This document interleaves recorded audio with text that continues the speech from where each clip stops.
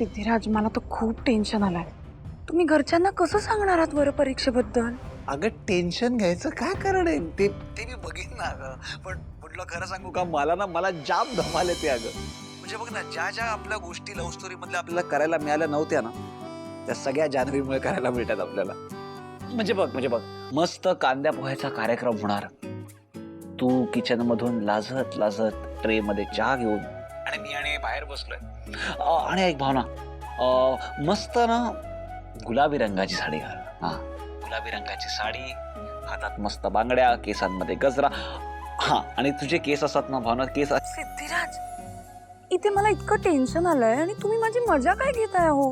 हे सगळं आजींना कळलं ना तर? अगं नाही कळणार भावना, कसं कळेल? मी आहे ना, मी करेन ना का सगळं मॅनेज. त्या गोष्टीचं टेन्शन नका घेऊस. आणि तसंही आपल्या घरातून ना फक्त मी आणि आई येणार आहोत. ते सगळ्या जाऊ दे का बाजूला. मी काय म्हणतो, हा कार्यक्रम एकदा सुरू झाला मस्त की मी असं छान लाजत बोलेन की मला मुलगी पसंत आहे. आणि मग त्यानंतर लग्नाची तारीख वगैरे ठरवली जाईल आणि बघ दुबारा शादी. सिद्धिराज, पण लग्न करायचं परत म्हणजे दोन्ही घरातल्या घरच्यांना पण इन्व्हॉल्व करावं लागेल. लक्षात येतंय ना तुमच्या? आणि आपल्या दोन्ही घरातले एकत्र येणार म्हणजे काही ना काही गोंधळ होईलच. आता हे मी तुम्हाला सांगायला नकोय, पण मला इतकंच म्हणायचंय की जानूला यात काही त्रास नको व्हायला. म्हणजे आपण हे सगळं करतोय ते जानूसाठीच करतोय हो. पण उगाच जर का तिला कळलं की हे सगळं नाटक आहे तर भावना, अगं असं काहीही होणार नाहीये. तू नको टेन्शन करू, सगळं छान होणार आहे. म्हणजे तू तू फक्त ना उद्याचा कार्यक्रम कसा मस्त पार पाडला जातो ना याचा बघ. आणि हा, माझी भावना आहे ना एकदम परी दिसली पाहिजे, परी. सिद्धिराज, मला ना तुमचं काही कळतच नाही. प्रत्येक सिच्युएशन मध्ये इतकं पॉझिटिव्ह कसं काय राहता हो तुम्ही? दुसरं कोणी असतं ना तर माघार घेतली असती किंवा नाही म्हणालं असतं, पण तुम्ही प्रत्येक गोष्टीची मजा घेता. अगं आणि पॉझिटिव्हलीच घेतला पाहिजे ना. पुन्हा पुन्हा थोडी चान्स मिळतो बायकोच्या प्रेमात पडायला. अगं आणि मला काय वाटतं माहितीये का, हीच तर आपल्या नात्यातली गंमत आहे. जे जे आपलं नातं कधी जुनच होत नाही अगं. त्यामुळे टेन्शन अजिबात घेऊ नकोस. हा, थोडं टेन्शन कमी झालंय का तुझं? तिकडे येऊन कमी करू मी. सिद्धिराज, तुम्ही पण ना. अरे काय मी पण काय? काही नाही, मी फोन ठेवतीये. बाय. हा, अरे नाही अगं थांब ना. अगं मला बरंच बोलायचं आहे अगं अजून तुझ्याशी. बाय. अरे पण खरंच बाय बाय. मी फोन ठेवते. उद्या लवकर या, मी वाट बघते. आहे मी पण वाट बघतोय.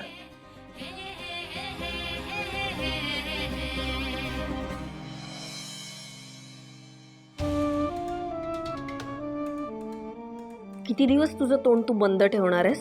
जेव्हा बोलायचं होतं तेव्हाही काही माझ्याशी बोलला नाहीस.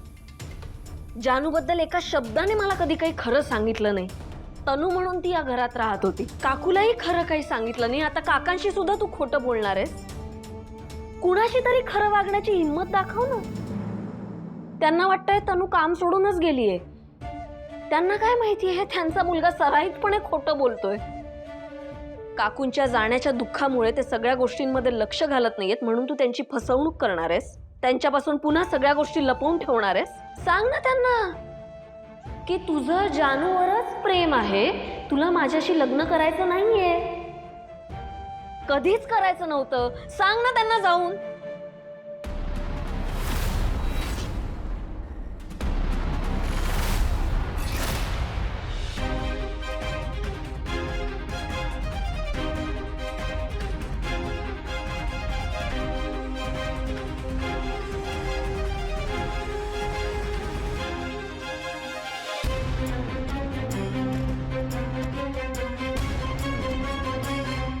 ललिताचं दिवस कार्य करायला हवं. हो काका, आपण सगळं घरच्या घरीच करूया. बाहेरच्या कोणालाही बोलवण्याची गरज नाही. मी बोलते काका गुरुजींशी. तिच्या या कार्यात मला कशाचीही कमतरता नको.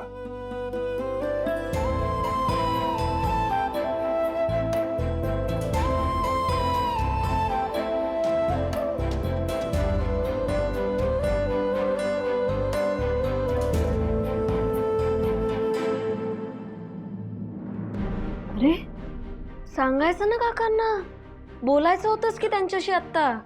सांग त्यांना की तुझं जानूवर प्रेम आहे तुझ्या, म्हणूनच तर लग्न मोडलंयस ना तू माझ्याशी. म्हणूनच तर तू ती अंगठी परत घालायला सांगितलं नाहीयेस मला. सांग ना त्यांना.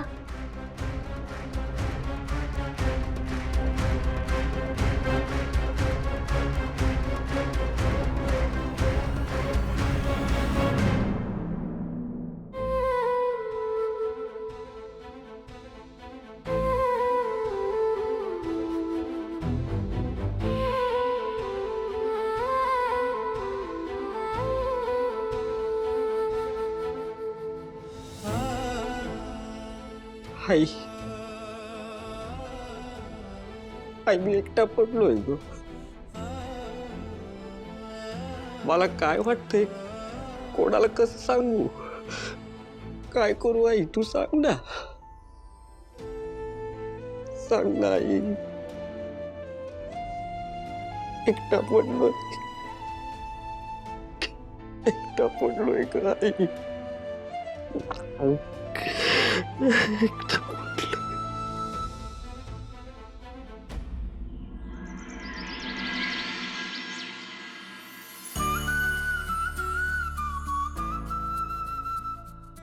जानू, काय ग बाळा, आज सकाळ तयार वगैरे होऊन देवाच्या पाया पडतेस?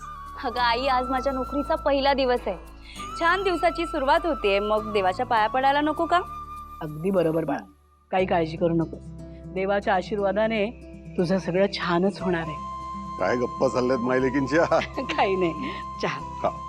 बाबा, मी काय म्हणते, काय ग? तुम्ही आता अजिबात काळजी करू नका. तुमची ही मुलगी आता कमावती झालीये, त्यामुळे आता तुम्ही रिटायरमेंट घ्यायला मोकळे. आणि जर का तुमच्या रिटायरमेंटला वेळ लागणार असेल ना, तर त्या युजलेस जयंत कानेटकर बॉसकडची नोकरी सोडून द्या तुम्ही. बाबा हे बघा, एकदा का माझी सॅलरी सुरू झाली की मग सगळं काही ठीक होईल, हो की नाही?